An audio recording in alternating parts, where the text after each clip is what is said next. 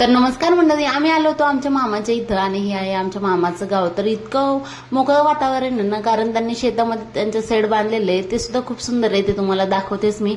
असं समोर गायींचं वगैरे हे केलेलं आहे आणि असं पत्राचं तिथं शेड बनवलेलं आहे. त्याच्यामध्येच राहतात, पण अजिबात गरमी होत नाही आणि इतकं मोकळं वातावरण वाटतं ना. आंघोळ वगैरे केली आणि त्याच्यानंतर मग आम्ही बाकीचं आवरायला घेतलं. आता सगळं आवरून जेवण वगैरे करून नंतर आम्हाला जायचं होतं धामणीला. त्याचीच तयारी इथं चालू होती. मामीचं सकाळी सकाळी स्वयंपाक चालू होता. आम्ही चपात्या वगैरे करून घेतल्या होत्या, वहिनीने मी, आणि इथं पनीरची भाजी त्या करत होत्या. जेवढं सगळं म्हणजे आम्ही तिथं गेल्याच्या नंतर मामी आमच्या एवढ्या हौसेनं करतात ना, कारण त्यांना अजिबात कुठल्या गोष्टीचं हे नाही वाटत. एकदम आनंदात त्या सगळं करत असतात आणि आम्ही आल्याच्या नंतर त्यांना उल्हास सुद्धा जास्त येतो, असं काही आहे. आणि ह्या आहेत आमच्या मामी, त्या खूप चांगल्या आहेत, म्हणजे स्वभावाने सुद्धा. प्रत्येकाच्या नशिबामध्ये अशी मामी नसती, तशी आमची मामी आहे. छान. इथं बाजरीच्या पापडी सुद्धा त्यांनी तळ्या होत्या, त्या घरी बनवलेल्या आहेत आणि त्या सुद्धा इतक्या छान झालत्या ना, एकदम मस्त चवीला त्या तळ्या. आणि त्याच्यासोबत शेंगदाणे सुद्धा होते.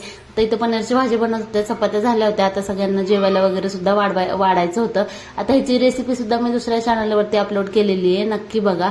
भरपूर अशी कोथिंबीर टाकून इथं ग्रेव्ही वगैरे आणि भरपूर असे मसाले सुद्धा आणले होते मामाने जाऊन. आणि आता ना पापडी सुद्धा आणली होती. आता बाहेर आरू आणि गाथा त्या पापडी खात बसले होत्या बाहेर.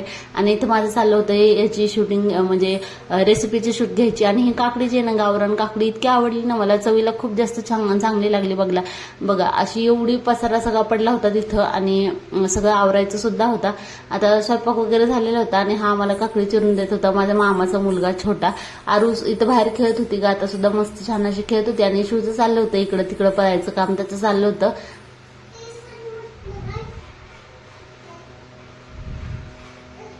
बाहेर सगळं वरांड्यामध्ये असं हे केलेले, म्हणजे ओटा केलेला आहे, म्हणजे पायाला हे होऊ नये. पण एकदम मोकळं वातावरण असल्यामुळे इतकं छान वाटतं ना, तिथं बघायला सुद्धा एकदम मस्त असं वाटतं बरं का.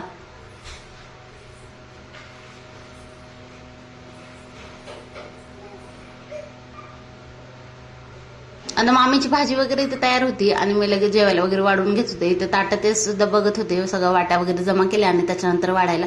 तर मामी मला सांगत होत्या कसं कसं वाढायचं आणि कसं नाही, ते आम्ही वाढत होतो. आणि वहिनी तिकडे बाहेर कपडे धुवायचं त्यांचं काम चालू होतं. आता ह्या मामी आहेत ना, म्हणजे जेव्हा आई पप्पा पुण्याला राहत होते ना, म्हणजे आम्ही लहान होतो, मी 11वी-12वीला होते त्यावेळेस, मामी तिकडे राहायला आलेल्या होत्या, म्हणजे पुण्यालाच राहायच्या त्या सुद्धा. म्हणजे कन्हैया आणि पिल्लू दोघं सुद्धा खूप लहान होते, एक 2-3 वर्ष ते सुद्धा तिथं राहिले असतील. आणि घर एकदम शेजारी असल्यामुळे आमच्या अर्ध्यापेक्षा जास्त दिवस हा मामा मामीच्या इथंच जायचा. त्यांचे झोके, म्हणजे पिल्लू कन्हैया लहान असल्यामुळे आम्ही त्यांच्या झोक्यामध्ये बसायचो आणि इतके झोके सुद्धा फाडलेले आहेत ना मी तरी. आणि त्या गोष्टी खूप जास्त आठवतात, त्याच्यामुळे थोडीशी अटॅचमेंट जास्त आहे. आता आम्ही तरी म्हणजे वर्षातून एकदा तरी मामाच्या इथे येणं होतंच, पण ज्यावेळेस आम्ही आता बालाजीला गेलतो ना मागं, तेव्हाच आलो होतो. त्याच्यानंतर काही इकडे येणं झालं नाही.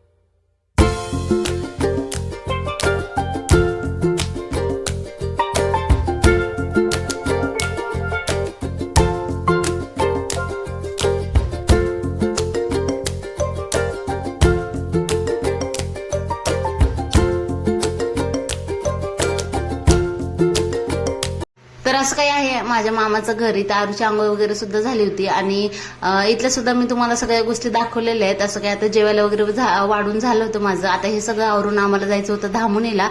असा होता आजचा स्पेशल मिनी ब्लॉग. तर ब्लॉग तुम्हाला जर हा व्हिडिओ आवडला असेल तर नक्की चॅनलला सबस्क्राईब करा. भेटू आपण पुढच्या एका छान व्हिडिओसोबत. नक्की चॅनलला देखील सबस्क्राईब करा आणि धन्यवाद. आणि आमच्या मामीसाठी नक्की एक छान अशी कमेंट सुद्धा करा.